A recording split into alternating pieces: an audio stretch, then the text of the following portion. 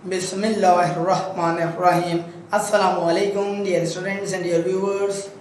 हम अपना मकसद हासिल करने में नाकाम क्यों हो जाते हैं, ये है हमारा आज का टॉपिक। और ये टॉपिक बहुत ही ज़्यादा इम्पोर्टेंट है उन तमाम लोगों के लिए जो अपना मकसद बनाने के बावजूद अपने ज़िंदगी के अंदर वो हासिल क्या करना चाहते हैं ये डिसाइड करने के बावजूद भी नाकाम हो जाते हैं।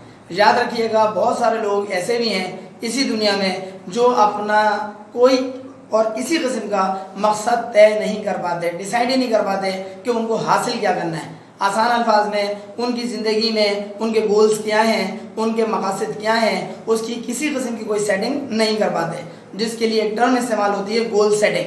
गोल सेटिंग उनकी ज़िंदगी में जब नहीं होती तो जाहिर सी बात है वो अपने मकासद को हासिल भी नहीं कर पाते। यहाँ हमारा आज की इस वीडियो के अंदर तवज्जो उन अफराद के हवाले से दिलाना मकसूद है कि जो कि अपनी ज़िंदगी के अंदर मकसद को तय करते हैं, मकसद को डिसाइड करते हैं, फिर भी मकसद को हासिल नहीं कर पाते।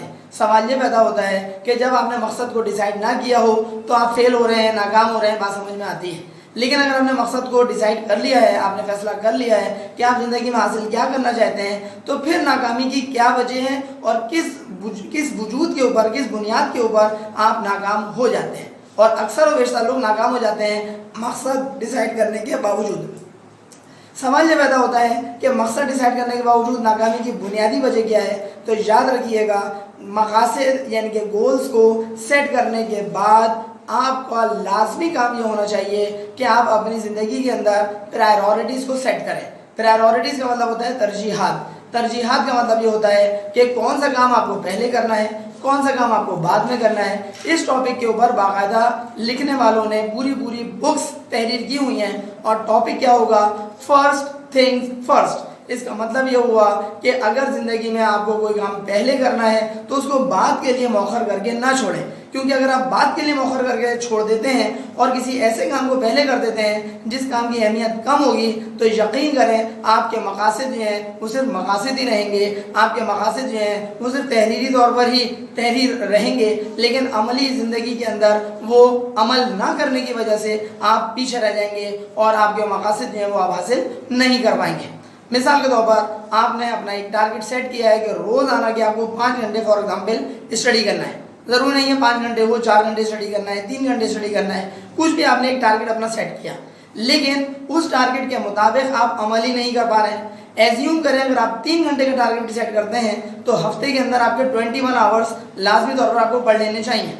और एक हफ्ता गुजरने के बाद अगर आप मुलाहिजा फरमाएं कि आपने टोटल फ़र्ज़ करें 3 घंटे या 4 घंटे पढ़ा है, तो आप खुद सोचें 3 घंटे का आपका टारगेट था जो कि बहुत हद तक कम टारगेट था। लाजमी तौर पे आपको 21 घंटे पढ़ लेना चाहिए था और आपने मुश्किल से 4 से 5 घंटे मजमूई तौर पे पढ़ा है। तो अब आप खुद अंदाज़ा लगा सकते हैं कि आप अपने हदफ से किस हद तक पीछे हो जाएंगे। क्यों? क्योंकि आपने अगर 3 घंटे का अपना टारगेट सेट किया था जो कि ऑलरेडी कम है, तो फिर ऐसी सूरत में लाजमी 21 घंटे तो कम से कम आप पढ़ते हैं, लेकिन आपने पढ़ा कितना, मुश्किल से 4 से 5 घंटे। इसका मतलब ये हुआ 7 डेज़ में आपने अपना जो हदफ पूरा किया है वो 2 दिन का भी पूरा नहीं किया। क्यों?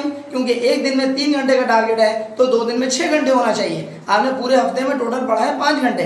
इसका मतलब ये हुआ 21 घंटे आपका टोटल हदफ होना चाहिए और आपने पढ़ा है टोटल फ़र्ज़ करें 5 घंटे।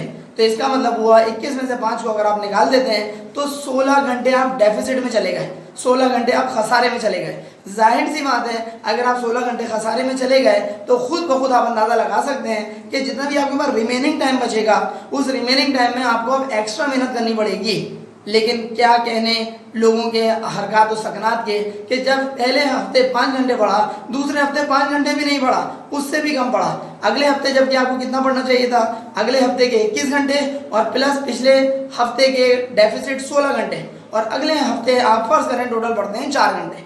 आप खुद अंदाज़ा लगा सकते हैं जिन लोगों की ये रफ्तार होती है पढ़ने की, जैसा कि मैंने आपको इन्फॉर्म किया, तो आप खुद अंदाज़ा लगा सकते हैं कि उनका टारगेट कुछ और होता है और वो अपने टारगेट से बहुत हद तक पीछे रह जाते हैं। और पीछे रहने के बाद वो अफसोस करते रहते हैं और अफसोस की दुनिया से बाहर नहीं निकल पाते। वो सिर्फ यही सोचते रहते हैं कि भाई हमसे तो हमारा हदफ पूरा ही नहीं हो पा रहा है। सवाल ये पैदा होता है, तुमने जो हदफ बनाया था क्या उस हदफ के मुताबिक तुमने काम किया?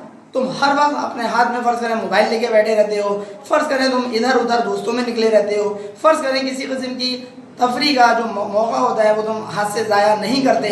पढ़ाई भले बर्बाद हो जाए लेकिन हाथ से ज़ाया नहीं करते वो तमाम तफरी के मौके, तो लाजमी तौर पर आपका मकसद जो है वो हासिल नहीं हो पाएगा। और अगर आपका मकसद हासिल नहीं हो पाएगा तो याद रखिएगा आप ज़िंदगी में लाजमी तौर पर क्या हो जाएगा, पीछे हो जाएंगे। और अगर आप पीछे हो गए तो ये भी याद रखिएगा कि आप खुद अपने आप को अपने ही हाथों बर्बाद कर रहे होंगे।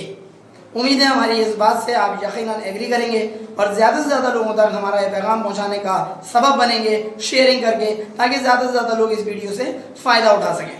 अगर चैनल अब तक सब्सक्राइब नहीं किया हो तो सर अली अहमद के नाम से चैनल को सब्सक्राइब भी कर लीजिएगा और बेल आइकन पर लाजमी क्लिक कर दीजिएगा ताकि आपको हमारी नई वीडियोज़ की अपडेट्स फ़ौरन और बर वक्त मिल सके।